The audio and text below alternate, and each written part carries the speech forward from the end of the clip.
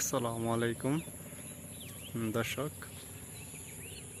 গ্রীষ্মকাল চলে আসতেছে, যে আমার পিছনে কিছু পানি আসছে, আমার এ পাশে পানি চলে আসছে, জোয়ারা পানি। ওইদিকে দেখেন, এদিকে টান এলাকা, পোচা জমি। দেখেন আমার পিছনে পানি চলে আসছে, এই যে এই ক্ষেতের মধ্যে চলে আসছে পানি।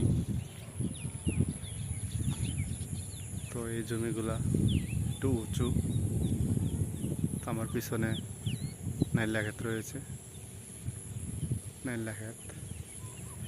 এই জমি তো পানি আছে, এই যে আমার পিছনে পানি চলে আসছে। তো অনেক দিন ধরে পানি আসবে আসবে বলে এখনো পানি আসে নাই।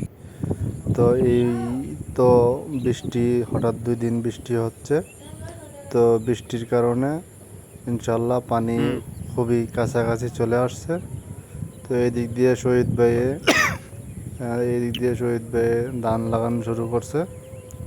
তো মোটামুটি পানি অবশেষে চলে আসলো, জোয়ারা পানি।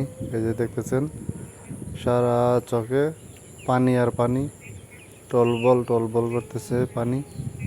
তো এই ক্ষেতগুলো জোয়ারা যাইব কিছুদিনের মধ্যে। তো আর সামনে এই যে আমার সামনে বাওয়া ধানের ক্ষেত, আর এদিকে পাট ক্ষেত রয়েছে, পাট ক্ষেত।